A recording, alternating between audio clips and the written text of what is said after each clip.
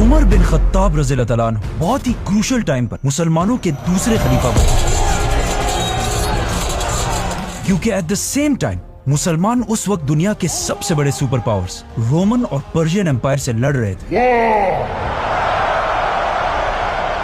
इन तीनों एम्पायर्स में फर्क यह था कि रोमन एम्पायर पिछले 1000 साल से दुनिया की सबसे बड़ी सुपर पावर थी और पर्शियन एम्पायर भी पिछले 800 साल से दुनिया की दूसरी बड़ी सुपर पावर थी। और इन दोनों से एक ही टाइम पर लड़ कौन रहा था? मदीना की रियासत, जो इस सब से सिर्फ कुछ ही सालों पहले बनी थी। लेकिन इन सब चीजों से डरने के बजाय हजरत उमर और बाकी सहाबा ने पहले खलीफा हजरत अबू बकर को रसूलुल्लाह सल्लल्लाहु अलैहि वसल्लम के पास दफना दिया, जिसके बाद पहली बार हजरत उमर मुसलमानों के खलीफा बने। नाउ जब मोहम्मद सल्लल्लाहु अलैहि वसल्लम जिंदा थे तो लोग उन्हें रसूलुल्लाह के टाइटल से पुकारते थे, लेकिन उनकी वफात के बाद लोग कंफ्यूज हो गए कि अब अबू बकर रज़ियल्लाहु तआला अन्हु के लिए कौन सा टाइटल यूज किया जाए। तो हजरत अबू बकर रज़ियल्लाहु तआला अन्हु ने अपने लिए बादशाह, सीजर और किसरा जैसे टाइटल्स छोड़कर खलीफा का नाम चूज किया।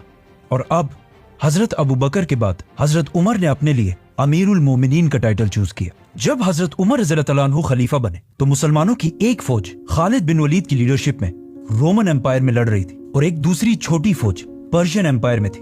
लेकिन हजरत उमर को रोमन एम्पायर की फौज से ज्यादा पर्शियन एम्पायर की फौज की फिक्र थी, क्योंकि वहां खालिद बिन वलीद जैसा जनरल मौजूद नहीं था। खलीफा बनने के बाद जब उन्होंने देखा कि पूरे अरब से लोग उनके हाथ पर बैत करने के लिए मदीना आ रहे हैं, तो उन्होंने इस टाइम को यूज करके पर्शियन एम्पायर में मुसलमानों की मदद के लिए एक नई फौज जमा करना शुरू कर दी।